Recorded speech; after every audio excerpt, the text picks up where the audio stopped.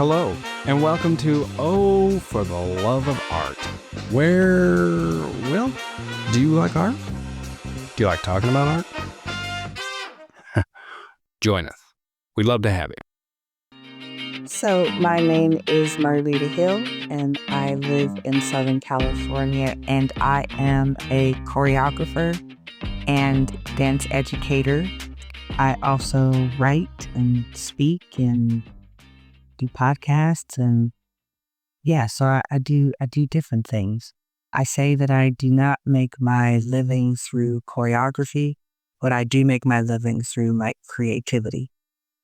So, choreographer. Now, is that how you started out, though? So let's go back first. Let's go back to your early days. I'm talking your childhood. Have you always been an artist? When did you pick up art? And in what form? What is that? So I picked up art when I was 15. My art life started in church, actually. So I had no desire to be an artist. I actually wanted to be a psychologist. And there was a organization called the Boss Program, Building on Spiritual Substance. And they had an teenagers entrepreneurship based on biblical principles. And so the couple that started this program had a resort up in the Idlewild Mountains, the Island Hattie Hollingsworth, and their resort was called Al Hattie's. And they would always have these organizations have events at their resort. And so one day, and I would go with my program director at my church, I would go with him and his wife up to these events, and I would volunteer. And so at one of these events, there was this dance ministry called the Hush Company that was going to minister. And eventually I went and sat down and watched them, and I was at rehearsal on Tuesday. Really? So that's My life in dance. That's awesome. Yeah. And I haven't turned back since. So it has been quite a journey, but yeah, it's been dance. And so I started out dancing with them, but then in rehearsal, I realized I really had a love for teaching dance and for making dances. So more than I did performing. I feel like a lot of people would kind of be the opposite, especially at a young age. Like you want to be a star or you want to get out there and perform. And you were kind of the opposite, huh? You enjoy it. I was totally the opposite. Do you find that you still now that you prefer to teach and to choreograph? And do you avoid the limelight or do you mind it? I do avoid the limelight. I enjoy dancing. I enjoy taking class. I love salsa dancing. I love taking class for myself, but performing has always been, I'd get nervous, my chest would pound. Yeah. No, I understand. Yeah. That's still to this day, huh? That's still to this day. I don't know. I tell people, I'm like, I don't know if you ever stop getting nervous. You just get better at managing. Yes. Yeah. I think so too. Yeah. I used to do some theater and I used to get out there and I don't know about you, but I would just psych myself out for no reason. No reason. I would just be like, I don't want to be here. Why would you not want to be here? You've been rehearsing, and I would spike myself out. Yeah. Yeah. So I get it. Well, that's cool. So 15 years old, you went up to and you started doing this dance program. So were you able to do it regularly or was it just once in a while with these programs? Oh, no. I missed a lot of the last 2 years of high school. The place. Yeah, it was very active. Oh, so it was a traveling, touring, and there was a program for youth. This where I met them, but the Hush Company, which was directed by Stacy and Quinn Meadows, they were a dance company. They were a Christian dance company, and so there was rehearsal, and I got paid for weeks. Wow. And we would go dance at places, and yeah, we had rehearsals on Tuesdays and Thursdays, and their costumes, like the whole Wow. That's really cool. I'll bet that was awesome for a 15-year-old and whatnot. Getting It paid was a too? Gosh. yeah, it was amazing for me. And pay came later, but I loved it. I was ready to go anywhere they went. I was to tease them and say, if you ever move, have a room in the house for me because I'm going. Wow. And so, what did your parents think? They were all for it, or? Oh, no, no, no. It's just hilarious. Family, they don't always know what to do with their artistic children and our creative pursuits, right? So at 15, it's cute. Oh, look at her dance. Yeah. But I was in my hush company until I was about 21. Okay. And then I left them, but continued to do the same thing on my own. I'm still in relationship with them even to this day, but just felt led that it was time for me to start building my own path. So 15, it's cute, but then we're getting into 23, 4, 25. I'm still just trying to get into dance school. My other friends are married, first kid, second kid, graduate school. I'm just trying to get into school. So I like to say was very creative in their ways to express their disappointment. Wait a minute. So, how you an only child, or how many siblings? No, I'm the oldest of 4. Okay. Mm. So that was probably a thing too. Some of your younger siblings were probably already doing some of those things, and Yeah, well, we were all kind of late starters in the sense of getting married and that kind of thing. But compared to my friends and right. my parents' friends' children and just their expectations of what I should be doing, certain mom, all she wanted me to do was get a job with the city. Yeah. Yeah.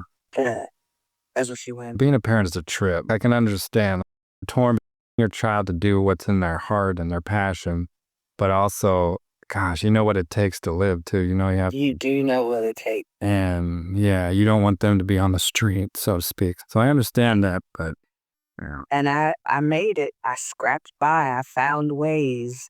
There were definitely angels that were in my life that filled in some of those gaps for me too. And I remember later, my mom specifically came back to me and she said, I want to ask you to forgive me. And I said, for what? And she said, I need to know where my paycheck comes from every 2 weeks. She said, I need security. She said, but you don't seem to be like that. She said, basically, you have a higher tolerance for open. I don't know where you got that from. Yeah. She said, but you have taught me about faith. And I was like, whoa. No, I get that. That's crazy that she was willing to be that open with you too. That's awesome. Yeah, it was definitely surprising, but yeah. Mm-hmm. Yeah. Could you okay, walk with us through those early 20s, late teens years, if you don't mind, outside of high school, because I feel like that is such a volatile, hard time for people because you're figuring out what you're doing or trying to, and Mm. and yeah, you've got all these pressures. Like, even though there can be all this philosophy as to if we should have pressure to go to college or not, or what we should be doing. But yeah, I've heard psychologically during those late teens, early 20s, you're really cementing in what you believe, I guess, about everything. Yeah. And yeah, if you can walk us through that, because I feel like that's so important for a lot of our young listeners, probably who are going through some of the same things. And it's easy to say, like, oh, yeah, this happened and laugh, ha, ha, ha. But let's get in some of the nitty gritty, if you don't mind, Oh, about excuse me. I'm an open book.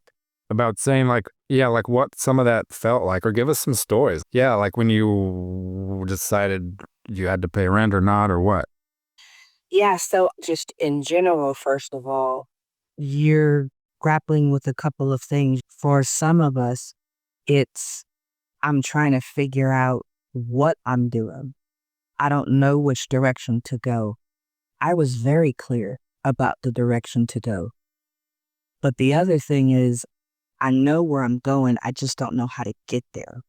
And so for me, I knew the biggest next step I was to take was to go to school for dance because I knew I wanted to teach and I knew I wanted to have options of where to teach. And so that required a degree in dance. That's pretty big because Yeah. that's pretty big that you knew what you wanted. Because that's the problem, I think, with a lot of young people. Myself, Yeah. very, very much so. I did not know what I wanted to do, really. Yes. Okay. I could honestly say for me, my path has been pretty direct.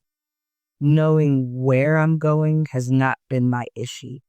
Knowing how to get there and having to sometimes create ways to get there, learn how to get there, the failures of trying, like that was the struggles of my, but it was never where am I going? Do you think that has something to do with being a firstborn, too? Like, because that's a certain quality, because you probably had that not just in what you were thinking you wanted to do with your life, but also in probably everyday decision making and stuff too. Like you didn't have a problem with knowing what you liked or what you wanted to do, huh? Honestly, I think more so than being a product of being a firstborn, I think it was a product of my faith. I mean, honestly, when I joined the Hush Company, that was so like that completely changed the trajectory of my entire life. It set it on a very particular path. And I haven't really veered from that. I have expanded as I've learned other gifts that I have, but I've been pretty steadfast on the same path. So in other words, you're saying your faith has helped in that. So you're saying you just have always felt God's calling, like you felt like Yes. that God Ye- that has given you the talent to do that, and so you're like, yes, that's what I'm gonna do, or Yes. And it was like, explain you. yeah, and like set me on this particular path. Like this is for you. This is where you go. So you felt like, wow, this is really from God. This is huge. That's powerful. Yeah. So like I said, that time was very transformative and fruitful for me. So in general, you're either struggling with in your 20s, I'm still trying to figure out what I want to do. I have all these interests. Maybe they're competing and all kinds of things. You're just trying to figure out which way do I go. And that might be coupled with I don't know how to get there. So for me, that was the biggest thing was I don't know how to get there. And that was because even though I was dancing with the Hush Company, it wasn't the kind of dance that universities regarded, right? I was gonna ask. I skipped over that. Can you speak as to what type of dance they did and what type of dance you were wanting to do? Yeah, so in the Hush Company, we did a combination of pantomime, sign language, and dance, a mixture of all kinds of dances.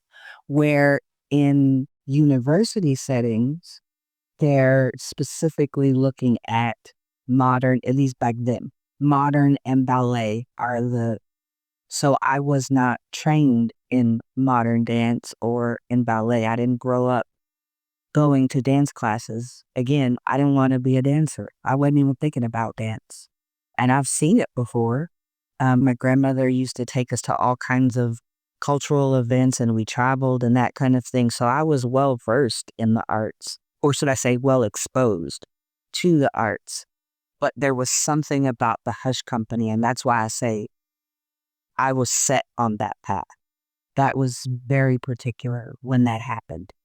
Going into school or trying to go into school from the Hush Company, I didn't have training in the forms that they were looking at in university. So it took me about 7 years to finally get accepted into a dance program. So in that time, I was having to navigate, which is another thing that we have to navigate, especially as artists, and especially if you are a performing artist, is you've got to make time for classes to train, but then you also need money to train. And then you have to pay rent, but you can only work certain jobs because you need time to train So you're looking for coffee jobs or working at the coffee shop, or I've sold knives and I was terrible at it. I tried to be one of those secret shoppers, restaurants, all of these kind of weird occupations that have nothing to do with what you want to do, but give you at least the time and space to scrape together just enough to pay your bills, but give you enough time to be able to take class, go on auditions, even going to school because I went to junior college as well Mm. to train. And so even though that was much more affordable and moved me forward a lot, I still had to work at a job that would accommodate my school schedule. You're navigating just the how do I eat? How do I Can you, get gas? yeah. Can you also speak to where were you living at the time? Because that has a lot to do with it too. If you're in a city, if you're where. Yes. So I have moved around a whole lot.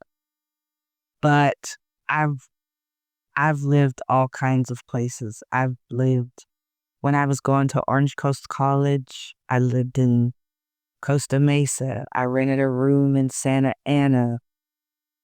I've shared rooms. I've lived in all kinds of places. I've stayed with family members, got kicked out because they didn't like the hours I kept. When I was in the Hush Company, our rehearsals were in Los Angeles and they were at night. So I remember I was staying with my grandmother for a while and my hours would stress her out. So she was like, I worry too much about you. You stay here. Yeah.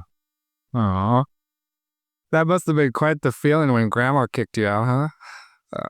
Stayed with friends. And it's really interesting because I thought about this a while ago because you're setting out on this path, you're working your butt off, you're hoping for the best. Sometimes you don't have the money and people will let you in for a while and you're banking on things taking off or some door just opening, something happening, and then that doesn't happen. And then it puts a strain on your family and friends. You know what I mean? Because they're kind of helping you or they're supporting you, but you can't quit. You don't want to quit. You don't know what to do. So sometimes I've been kicked out of friends' houses a couple times. They were just like, I love you, but I can't continue to do this. And I was like, I understand. And I'm sorry I put you in that position. You know what I mean? You're constantly trying to figure out in those early 20s sometimes, how do I make this work? Yeah. And I don't know if insanity or just crazy determination that just will not let me off this.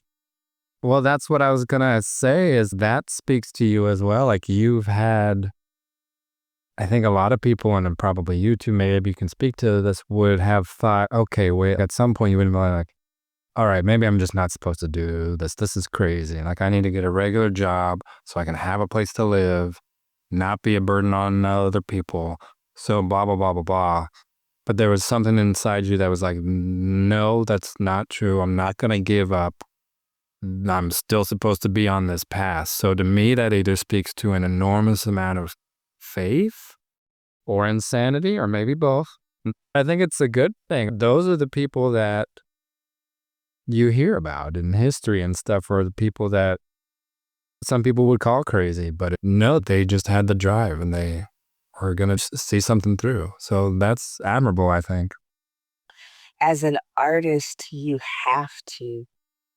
And probably for various different reasons. Some of us have to have that to get into the flow where we're able to at least have some sustainability in our life and there's some kind of flow and progress in our art life.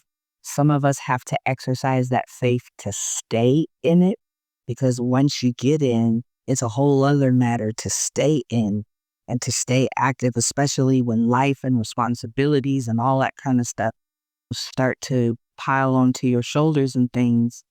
So no matter what phase you're in, it's going to take a lot of faith and insanity and persistence to stay with it. Yeah. And you got to have, yeah, you have to no matter, I don't know about you. I think it's a lot of people, but I know it's me. I look to what other people are saying, what other people are doing, and I'm comparing myself to them and trying Hey, I to do that too. have a compass and put it off of their lives and say, well, maybe I should be doing this or should be and it's not healthy really. I mean, I think it's natural. I think to a point we are all going to kind of be looking at each other to kind of, because that's what society is. We kind of have norms. We kind of have, that's what we all do. But I think in order to be healthy, we can't do that too much. We were kind of saying, it's great that you had such huge drive or faith, but a lot of people aren't going to have that or aren't going to be able to feel like they can do that.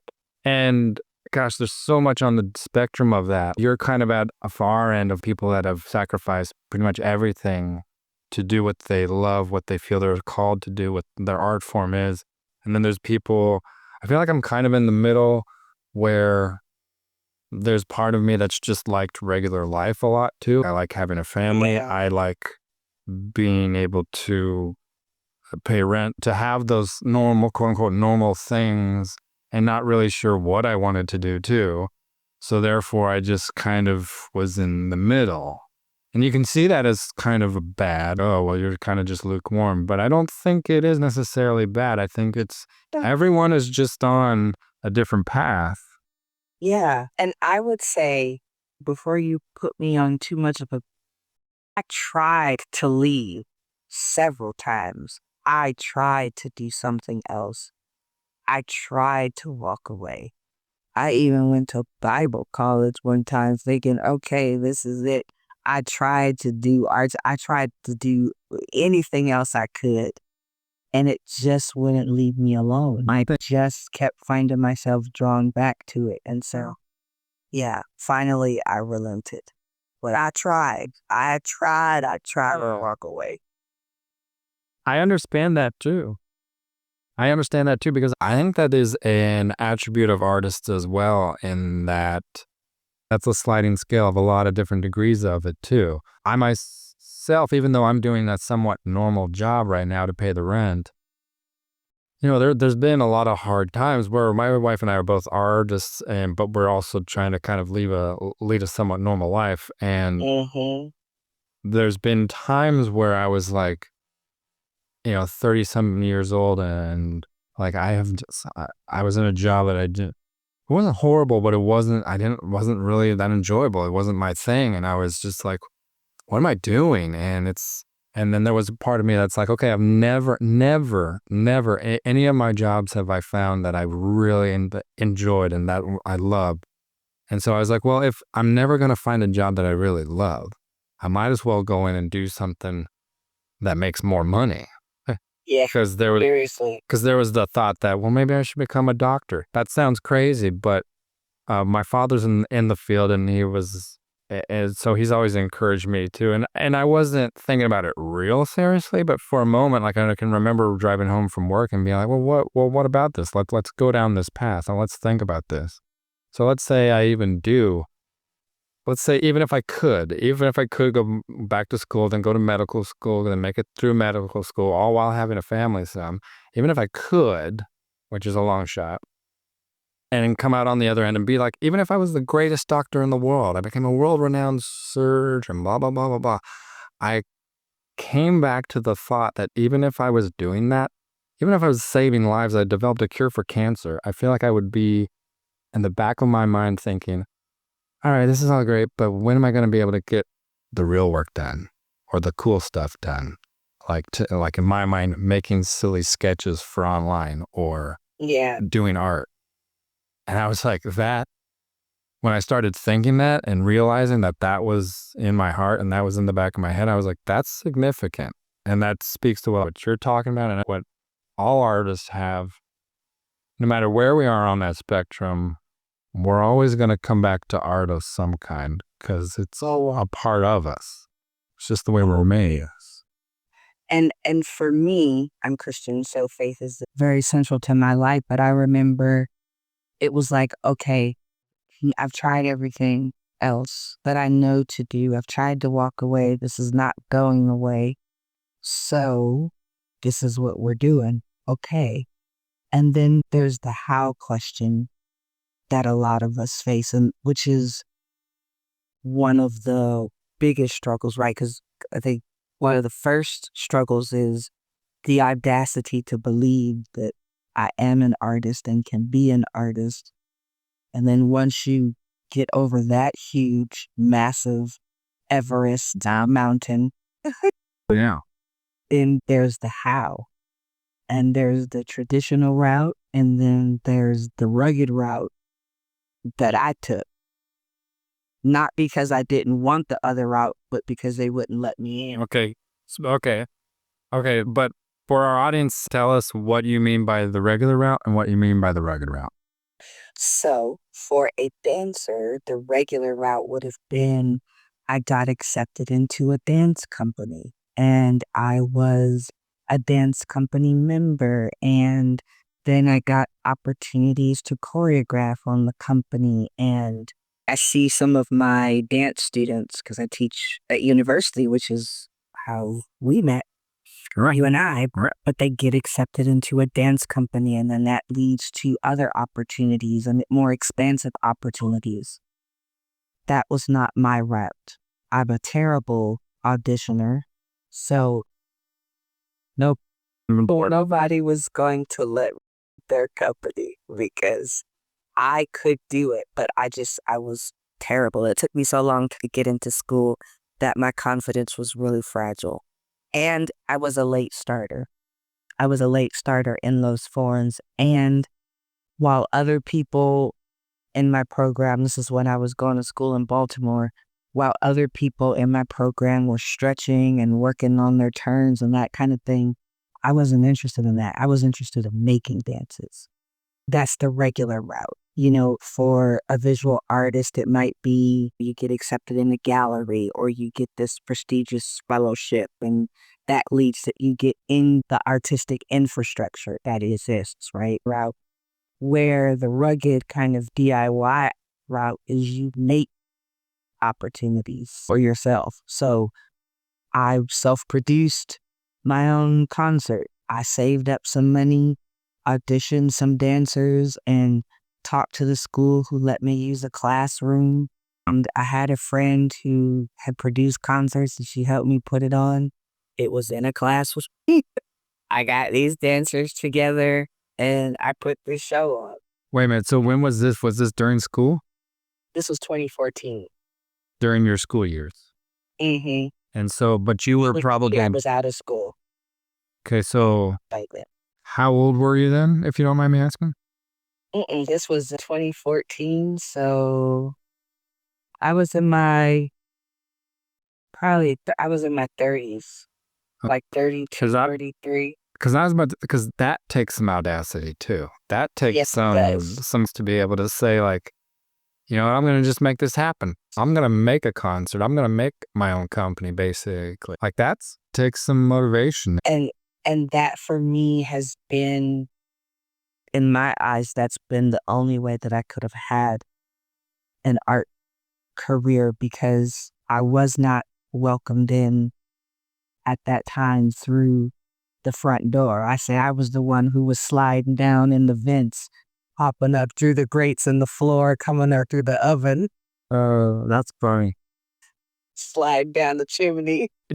Have you always had that audacity or that courage? Or was that just you're now in your 30s? As we get older, we do start to care less and less about what we're supposed to do or not do. Do you think it was that? Or it's just a part of you and who you've always been? I have always had the do it anyway courage, and that I was petrified and felt very insecure and doubled back and stopped and started a million times. But regardless of how I felt, I did it anyway. I just kept putting myself out there. Your whole life, you've been scared. But because of that fear, you've learned to have to move past this and just get it done. Oh, yes. I truly believe that confidence is a muscle that you build with use. You have to use it to build it. Mm. At least that's how it's played out in my life. But I have always been nervous. I didn't have a model, right? I didn't know how to do this. I stumbled around a lot, a whole lot, trying to figure out how to do this. All of the confidence that I did have was beat out of me while I was trying to get it started with a whole lot of confidence when I'm going to go to school because that's where you learn how to dance. I didn't know for higher education, you had to already know how to dance to get into school for dance. I thought that was the place. That's how ignorant I was. I thought it's school, so that's the place you go to learn. Well, that notion. Yeah, it's interesting. I think often of this conversation, but because of my journey, I'm always like, why you waiting on anybody's permission? Go do it yourself. That's why I self-publish books, my own books. Yeah. Because I was like, I'm not going to wait for somebody's permission to do what I'm going to do. I'm going to do my stuff. I'm going to learn how to do it well, but I'm going to do it on my own terms. And so sometimes I meet artists and I have to be careful because I remember a friend of mine, I was like, I don't understand, go do it. And she was like, well, Marlita, some of us want to be in the infrastructure. And I said, you know what, sis, you are so right. I apologize. You are right. I said, honestly, I would love it too. I'm just not going to wait on it. You're just going to have to meet me later down. He's not going to wait for you to let me in. I'm going to do it. Where I got that from, except my family is very entrepreneurial. We don't know how to necessarily grow a business, but we do know how to go and get some stuff done. Yeah. That's the thing. I don't think that anyone really knows, at least at first, how to do things. Exactly. It's the courage to start, I think. That's very interesting because both sides of that coin are very valid. People do want to be in the system, go about it the normal way. Yeah.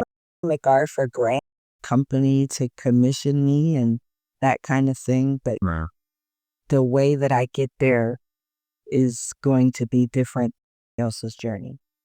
But that's interesting, though, that you think that way, though. You're like, I'm not going to wait around, though.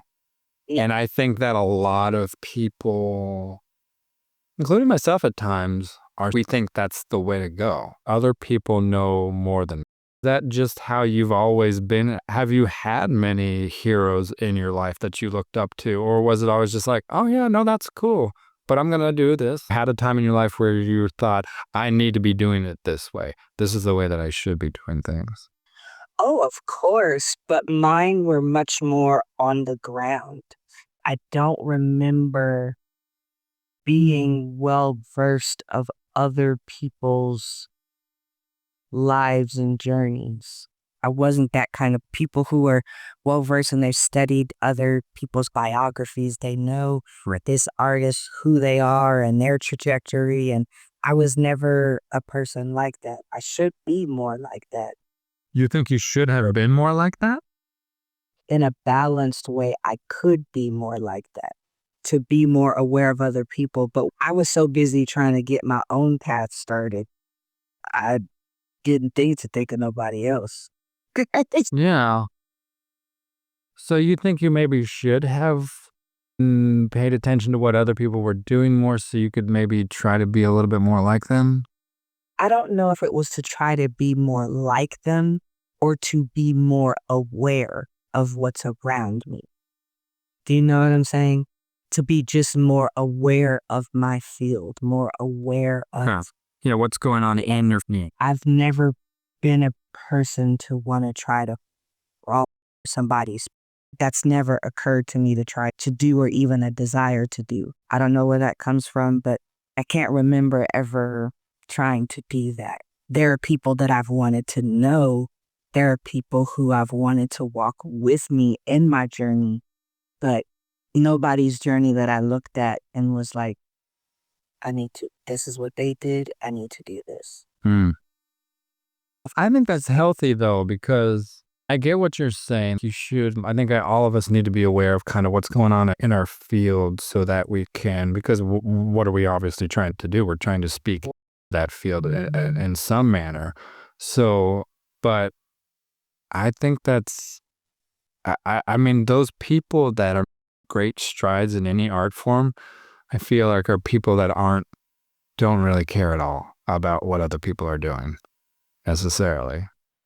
I mean, not at all, but I'm just saying like they're on their own path. They're not, and I think that too much hero worship is not healthy either because you can't be someone else.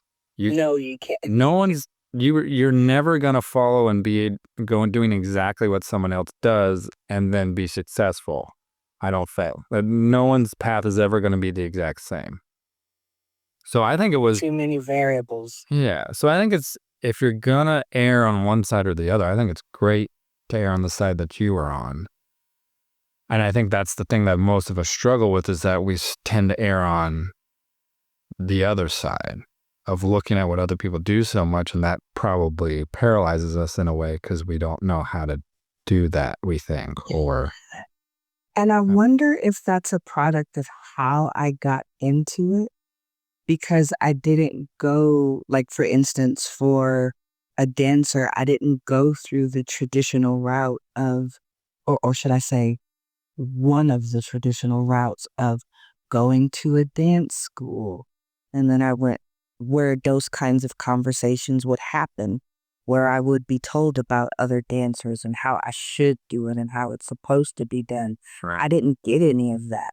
By the time I was really in the throes of that part of dance, I was a grown up, right? So I was never told this is how it's supposed to be done. I had to go and figure out how do you do this. And so that gave me some freedom, but then it also was a burden because I was like, how in the world do you do this? Yes, I do appreciate the resourcefulness that I have had to develop because they wouldn't let me in. It has made me much more resilient and scrappy in a way that I see as different from some of the artists I encounter. Yeah. And so the next question could be, what kind of success have you achieved? We're talking about the path and how we out on those paths and what paths we take. But at some point, I think you have to come to a point where you know that what you're doing or the type of work you can do is valid or is good enough to be considered an artist. Do you think it's as important to just do it because you love it? Or what's the spectrum on that? I truly believe that success and the idea of success is so very subjective. What do you want? I hear conversations about mentor artists as well. So this is something that comes up a lot is the almost like I need to earn permission to call myself an artist. And I'm like, no, you are an artist. Now, we can put a whole lot of adjectives before that. Are you a successful artist? Are you even a good artist? We can put all kinds of adjectives before that. But the fact that you're an artist, not up for debate, that's Right. established. That's something that's put in you by God, I think. Yes. Right. And so I don't even bother with that anymore. I am a choreographer. Now, am I a working choreographer? I a good choreographer to some people, the stuff I make. Other people may not, but I don't need everybody to. I just need a few.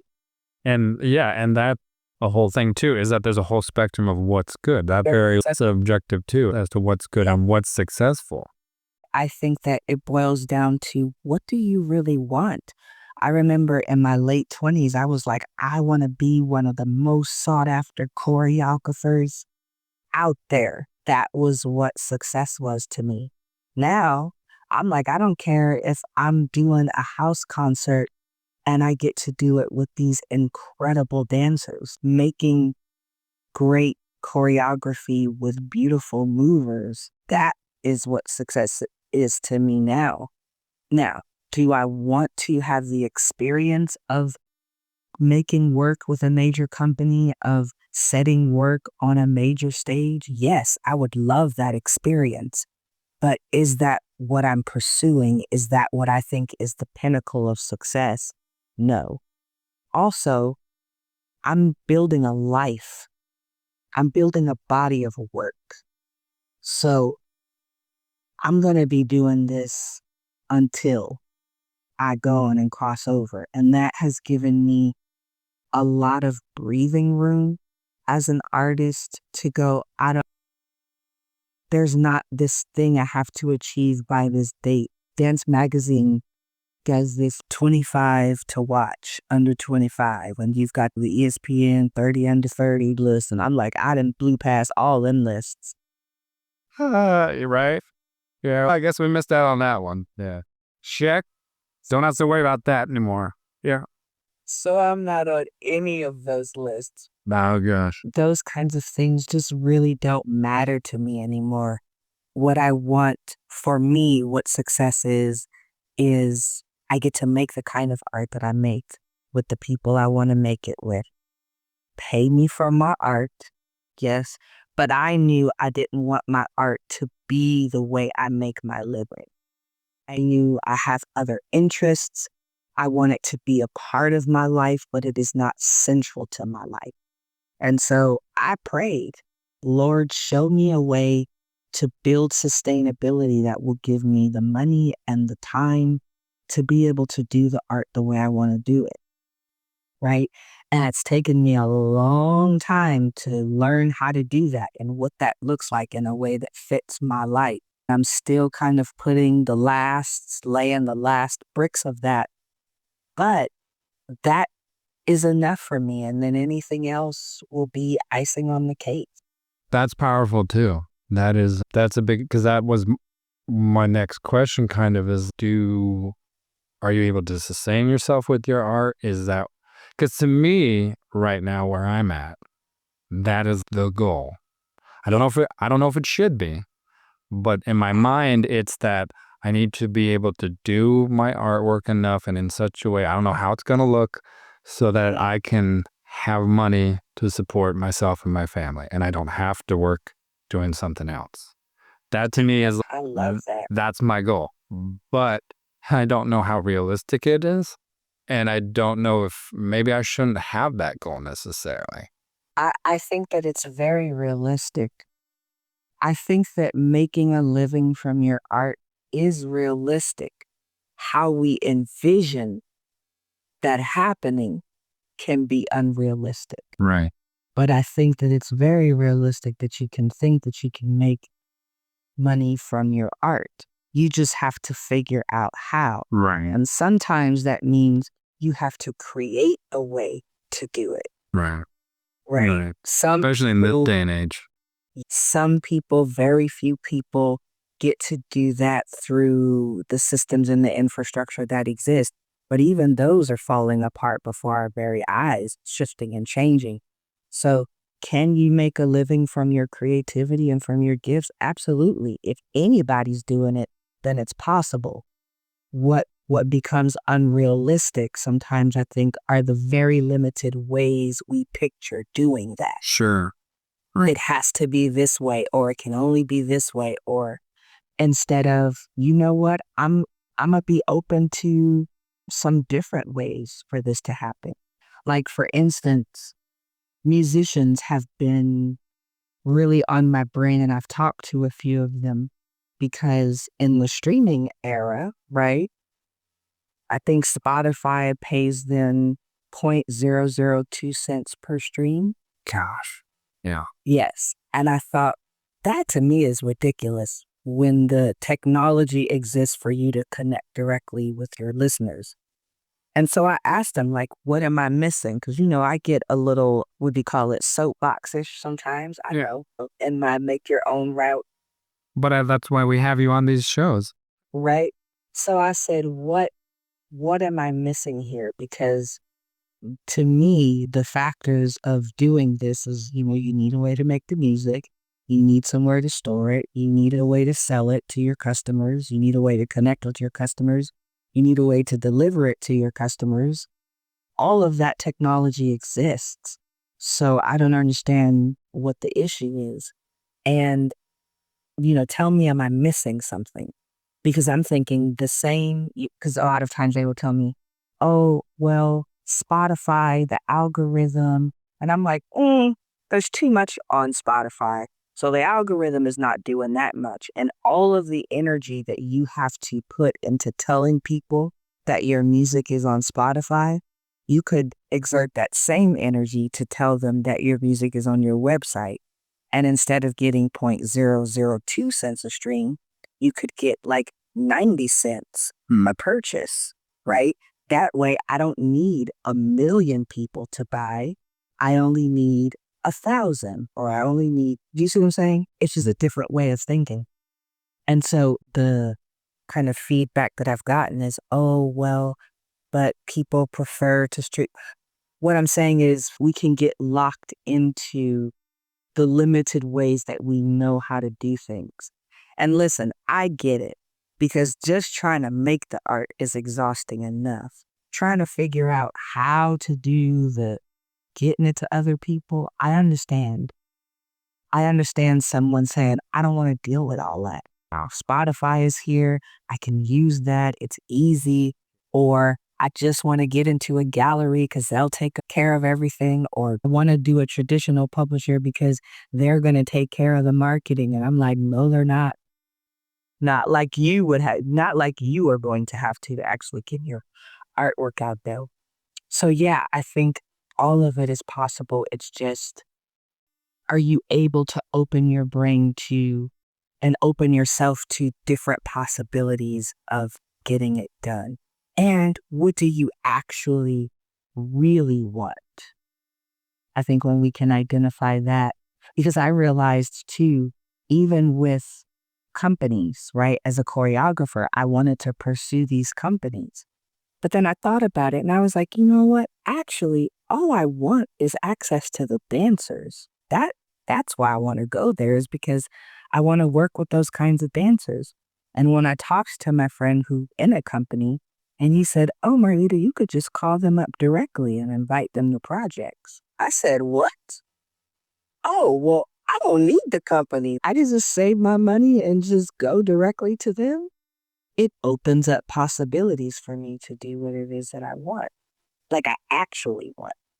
I think what a lot of people, though, assume, and I don't know if it's right or not, is that's all well and good about, well, I can go directly to the dancers, or I can go and put the music on my own website and make more money. But I think a lot of people think that popularity, though, means more success.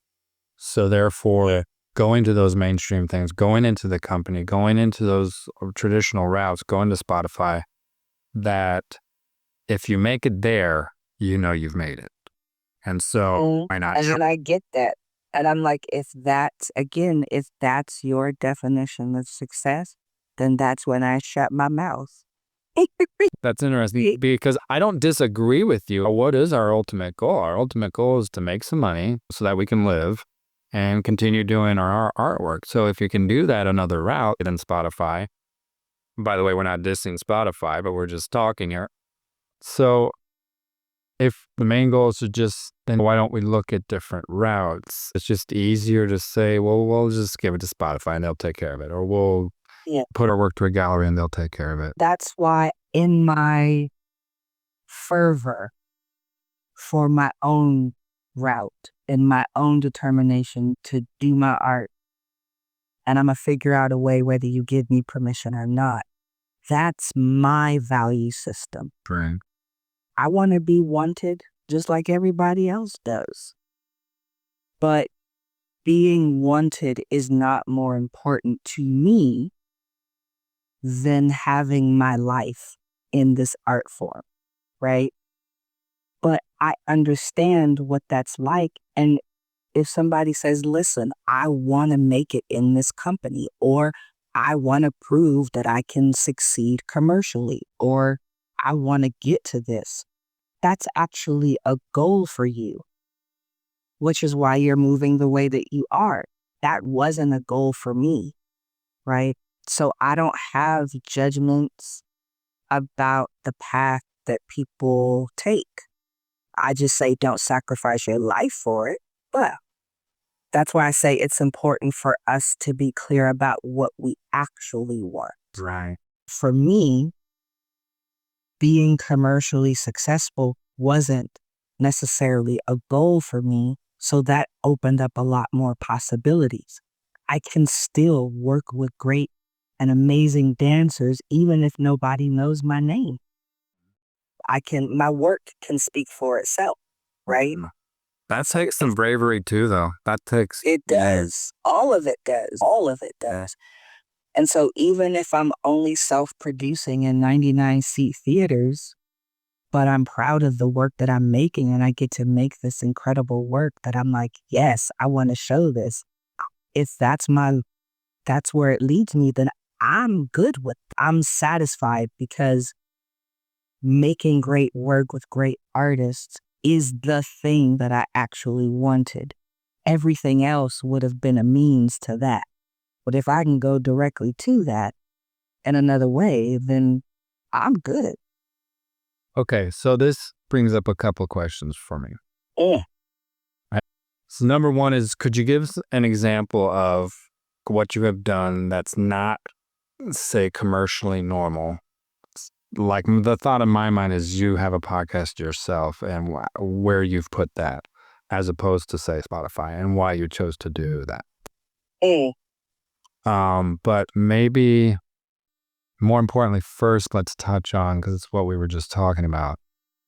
Okay, so I totally get what you're saying about how, okay, you totally have to figure out as an artist, as a person, what do you value in life?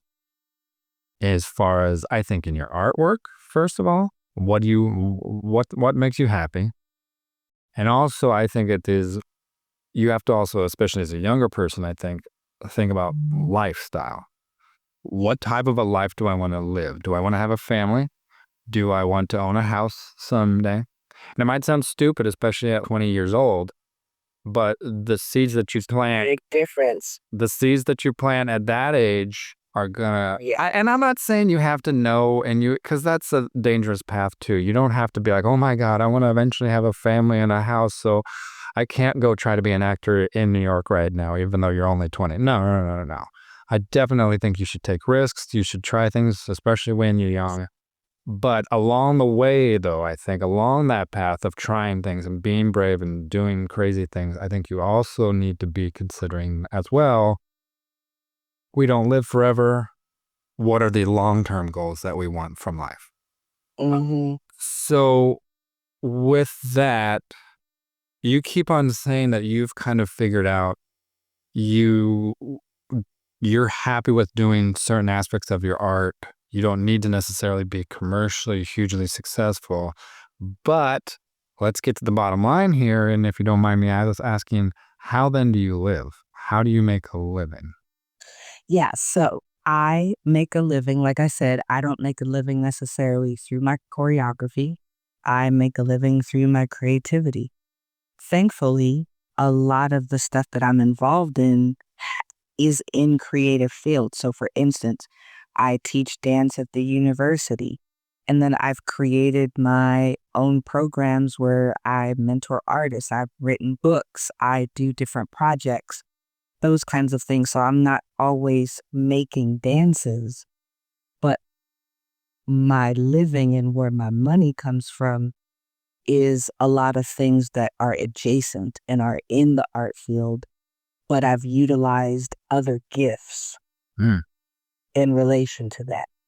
Speak to that if you would. Like, how did you get into that? Because I think that's a huge thing for a lot of our artists, that a lot of us are interested in so many things. Like, we would love to dabble in this and dabble in that. So I have a feeling some of that comes into play here. Go ahead. Mm-hmm.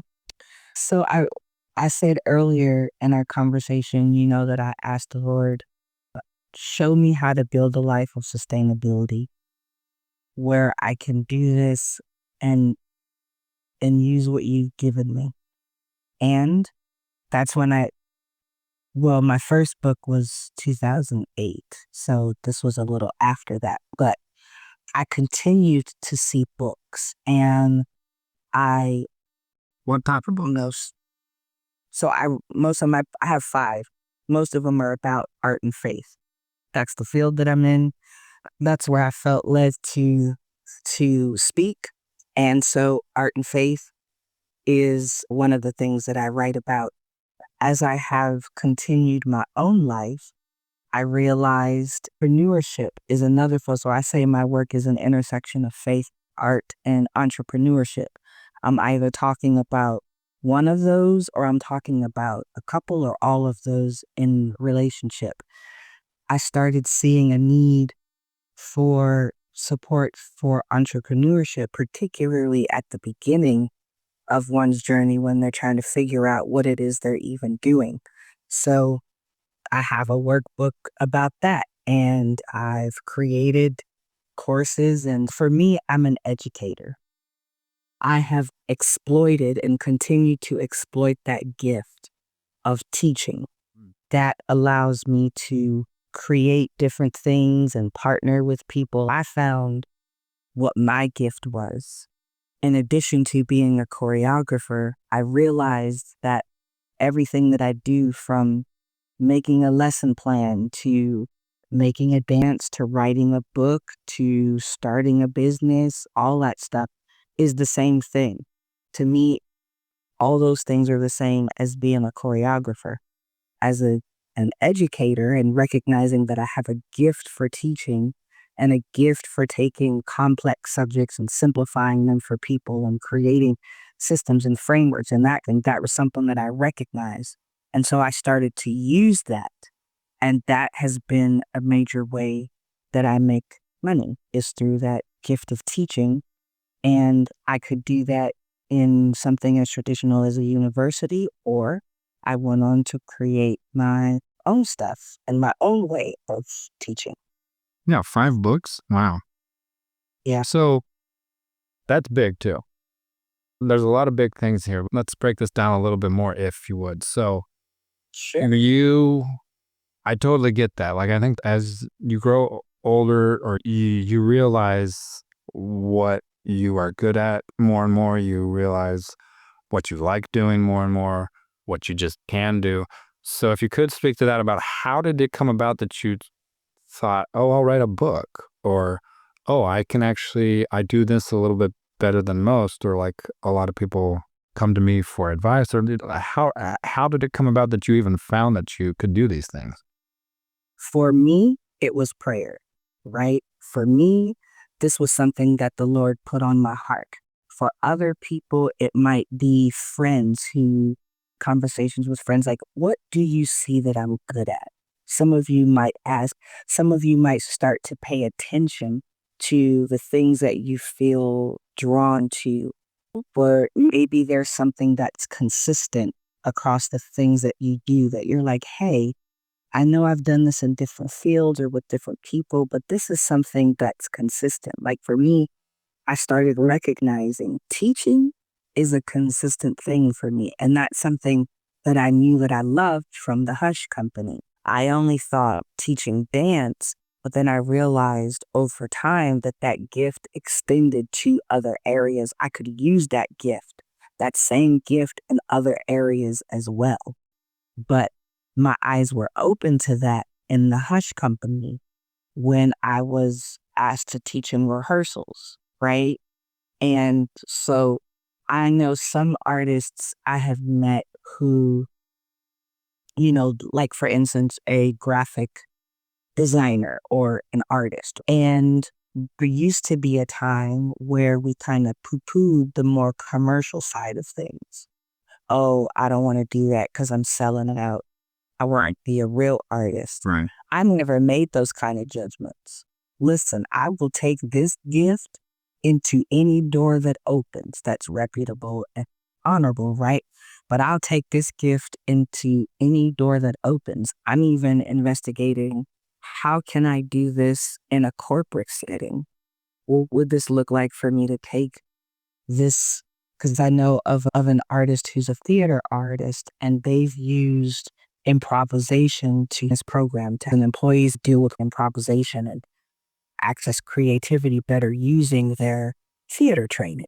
Yeah. I was like, oh, yeah, let me see how I can do that too. What can I use? So I'm always looking for ways to expand what I already do Yeah. to places that again still give me freedom to do my art. It keeps me in my creativity, but it also creates more ways because for me, I knew I didn't want to make my living through choreography. That was my choice. I didn't want to go from gig to gig to gig. I didn't want to do that. So this was my, right. So these choices are because of what I value. Mm. Yeah. No, I was just thinking because I look at my own life and I think I am looking at the traditional artist, the crazy guy who's messy and he's in his art studio and he's just creating work and he doesn't even know where time goes and he does what he wants and people are awed and they love it and they pay him for it and blah blah blah. That's of course the quintessential that would be great. Yeah, that's what we picture, right? That's what we all want. And I guess that's what I'm shooting for, I guess, but I think it's we number one, we could miss out on some things. And it's crazy how God takes us on these different paths. How you might not even know something about yourself and you're shooting for this goal of say being an actor but you don't have the money and time, so you have to take this job at say an office and you're like, this is crazy, this is stupid, this is not getting me anywhere on my path towards my goal of a stardom that you think is where you're supposed to be or whatever. But you might find that say for instance, I found in the current position I'm in now, I started working with this online. I'm so great at my job. I don't know what it's called. It's kind of like Excel, but online. It's called Monday.com. I guess I can say that. And it's kind of like spreadsheets, but more so. And there's these automations and there's this and that, and it's designed pretty well. And at first I was like, oh, this is just another headache of something else we have to deal with. But I got into it because it's something about me that I love to do, where I love to be given an end goal and then figuring out, okay, let's try to get that done. How would we do that? I can remember one summer and my wife and I got married, and then we didn't do things traditionally. We did youth with the mission, and then we got married, and then we went back to school trying to figure out what we were doing.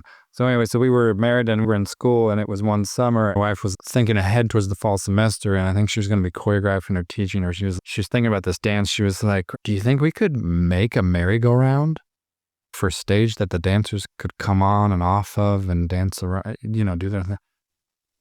And at first it's like, I love it. And at first it's like, what? Like, okay. But then I thought about it and I was like, all right, let's try. And so thinking through all the things of what would build the platforms, how would it turn, how, blah, blah, blah. Anyway, I enjoy thinking through those things. And it doesn't have to be physical and constructive like that, but it could be even digitally and on the web. Okay, we want this to do this, so how do we get there? Anyway. So what I'm saying is that there could be aspects of us that are totally in there but are unlocked, but are not haven't been unleashed yet. And we would never find that if we didn't have those moments in our lives where we're doing things that we don't necessarily think we want to do, or that are not on that path towards that great future that we think is in store for us. Yeah, I think that is absolutely a way to unlock an awareness of different abilities and faculties that you have, or if you're observant without those. Because I love that, because for me, I realized I really love the the journey and the process of going from a fragment of an idea to this fully formed world that people move around in. That's what I do. That's what dance making is about. That's what writing books is about. That's what building a lesson is about. That, right? And I was like, oh, this is what I love to do.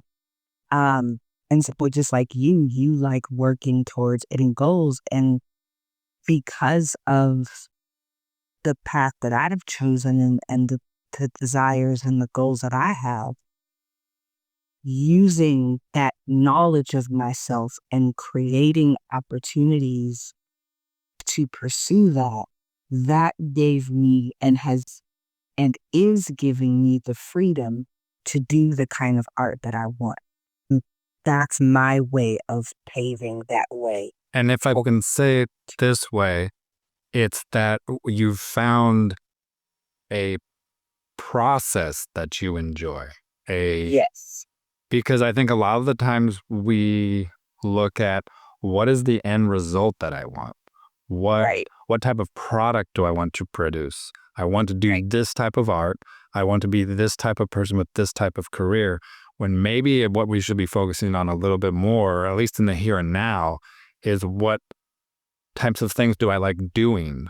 What processes and other things? What makes me come alive now that I do? Yeah, and more specific to our conversation, me discovering that process has given me a way to create the kind of life that I want to live, Right. both vocationally and artistically, right? That was my way of creating that life. And there are still things I'm learning. There are still bricks that I'm laying in that plan.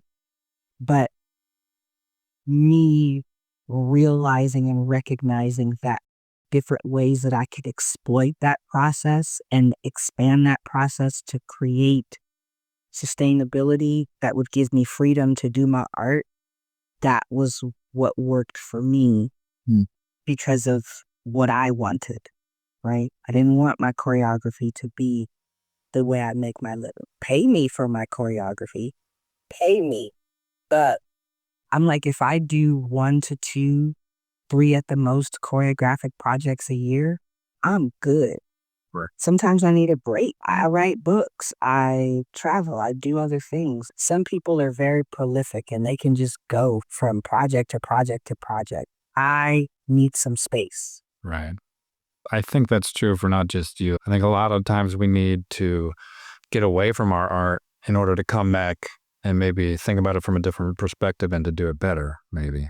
And I really like the conversation because you said earlier, I think a really important part of building a life in art as I get older is how do you want to live? And you mentioned this not too long ago, but how do you want to live and how do you want your art to fit into your life?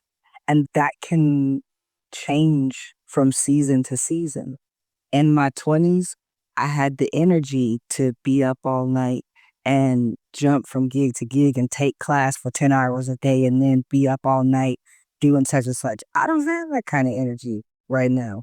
I need to be in the bed or moving towards it by 9:30. I'm not trying to be out all night. But And being with that, I think, too. yes, that this changes you as an artist. You change from season to season in your life.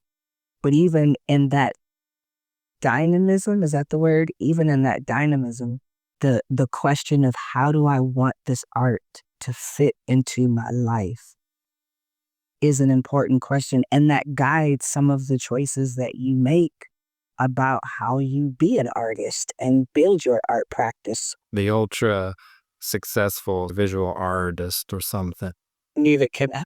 But I feel like that's a more healthy, holistic way to think about it is to, because you could think about it of the way of, oh, I want this type of lifestyle. I want to be rich from my artwork. I want to do great art. I want to be loved by everyone. I want my artwork to be in almost everyone's household. I want to be, and go for that. And I don't think that's necessarily wrong. Neither. It's definitely a different path though, because that's all you do. You eat, breathe, think, That is your existence.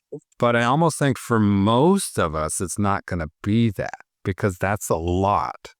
It's And a whole lot. also, when thinking about what other things do you want in your life? Do you want to have relationships? Do you want to have family? Do you want to have a place that you stay in for an extended period of time, or are you always moving around and traveling?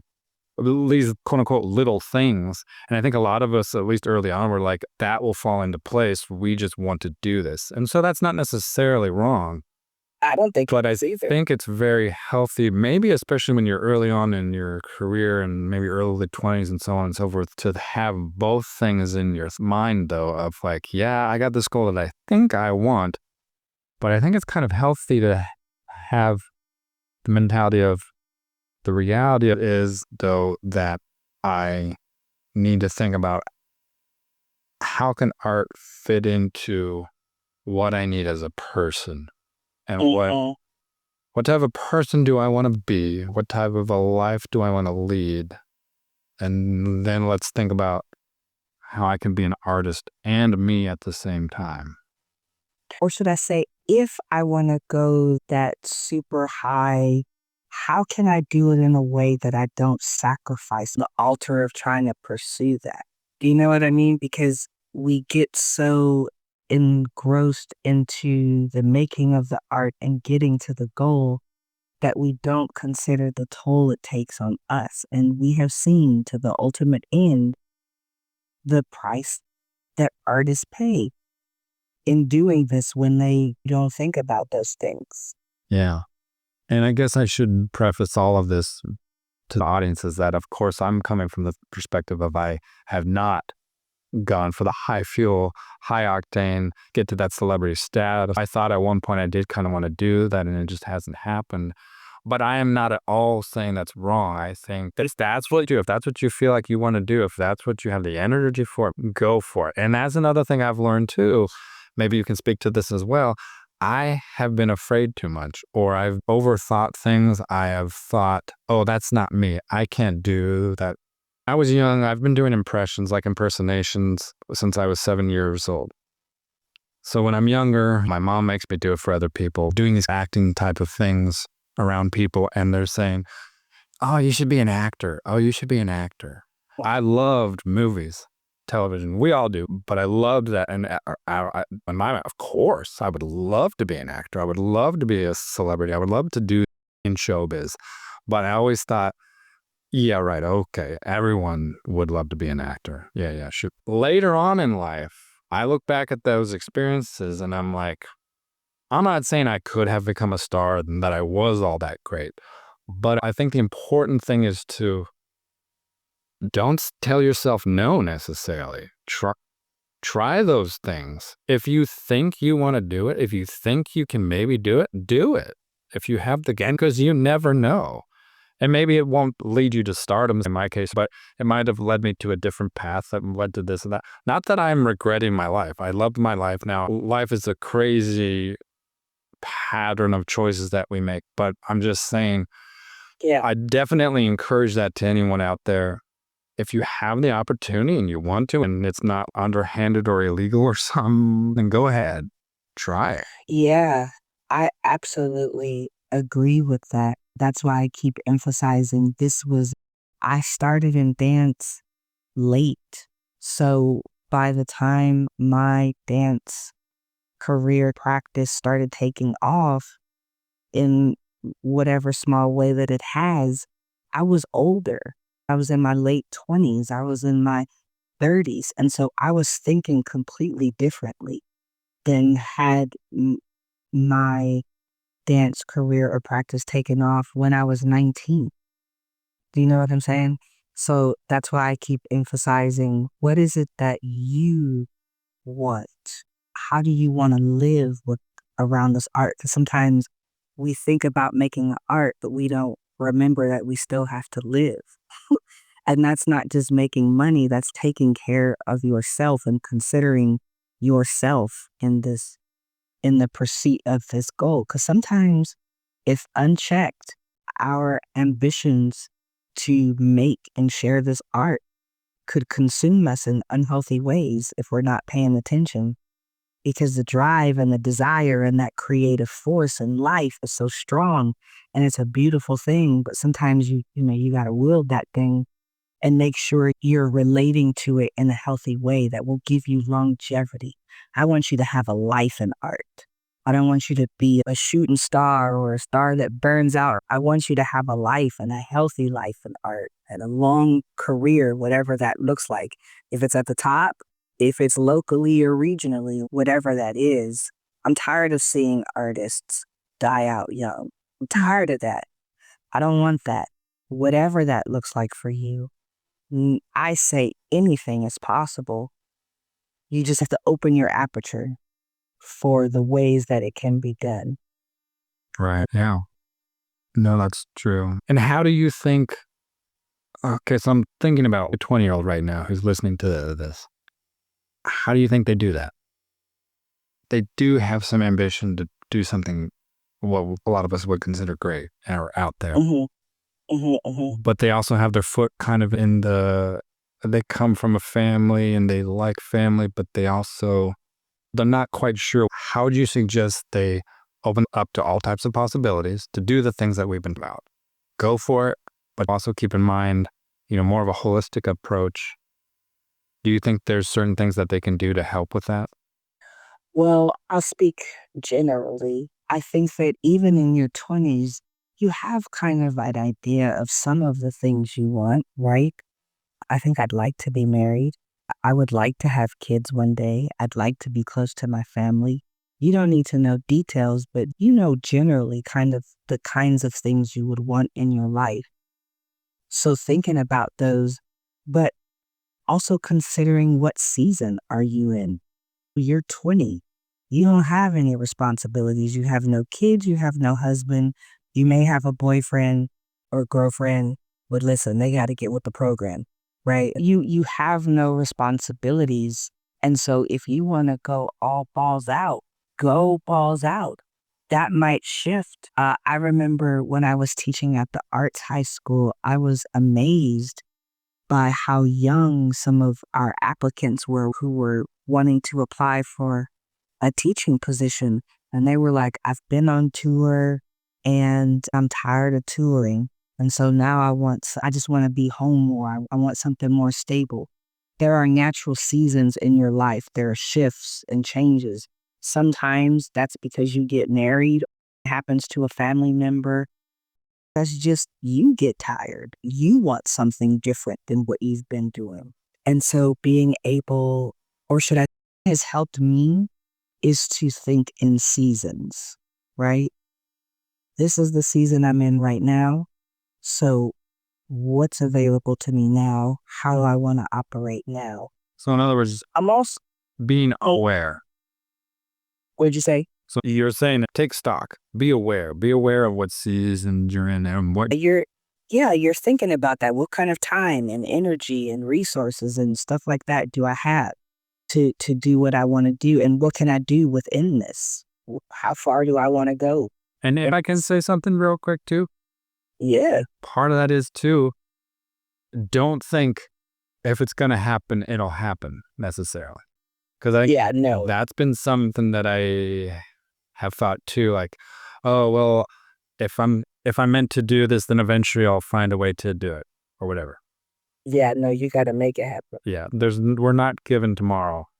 Yeah. And that's not to say that you need to have this frantic, frenetic, I got to do this or this. No, not necessarily that, but you need to be, if you want something, go out and start the steps to get that done. Yeah. I have spent so much time. I I don't want to say waste because in one sense it felt like wasting, but in other ways a lot of good came out of it. Yeah. I use those experiences in helping other people now because I went through it. But I spent a lot of time doubting myself, scared to move forward, silly things. I was the only person holding me back. Right. I think that's for so many artists, that's the main person that's holding us. And during those times where you maybe do make a wrong mistake or you hold back when you shouldn't have, God can still use it. You're still growing. You're still doing things. Right. But yeah, The amount of time I spent doubting myself, scared to move over silly things, to hold myself back or to not do something. The more you can get over those things, the more you can get over yourself and do it anyway or move forward anyway, the better you'll be. what are some practical things you can tell yourself? For me, one thing is to just ask yourself, what is the worst that could happen? Okay, I'm scared about doing this. Okay, well, let's say you did do it. Why are you scared? What would happen? You know what I did? And I found it the other day. And it was a list that I made, a list of things that I made. What would I do if I wasn't scared? What would I do if I wasn't such and such? What do I do if I wasn't insecure? And I made a list and then I just started tackling that list. I think that's powerful. It was that do it anyway. I needed to identify these are the things that I'm not doing because I'm scared or because I feel insecure, and I needed to write them down. And then I needed to make a conscious decision to go, you know what? We're going to do it. We're going to do it anyway. And just one at a time. Yeah. I think that's amazing. If you don't know where to start, just sitting down for 5 minutes and thinking, yeah, if I had no restraint, if money wasn't an object, if time wasn't an object, if everything was stripped away and I could do anything that I wanted, what would that be? If I wasn't scared, like you said. Mm-hmm. Yeah. And then, go ahead. Yeah. I was going to say, and for the things like money and time, money were an issue, time were an issue, then you could go, okay, well, what do I need to do to get the money? Or is there another way to get the money? How can I create time in my life to do this? Or maybe it's not right now, but it's like, oh, in 3 months, I'll be done with this thing. So I could allocate that time to this. You can start to plate those plans. Yeah. And you can, like you said, you can maybe I can't do it to that degree, but I can scale it. I can scale it down sooner and then eventually grow it or whatever. Yeah. There's so many ways. No, I love this too. I think this has been great. Don't worry, this conversation has been split into 2 episodes, so if you enjoyed what you heard, go ahead and click on the next. If you would like to find out more about Marlita and her work, you can visit marlitahill.com. Oh, for the Love of Art with Sam Bishop, produced by Sam Bishop. Theme music and incidental music by Arced Music. To find out more, go to sambishopworks.com. If you like what you heard today, please like and subscribe and share us. Thank you for joining us.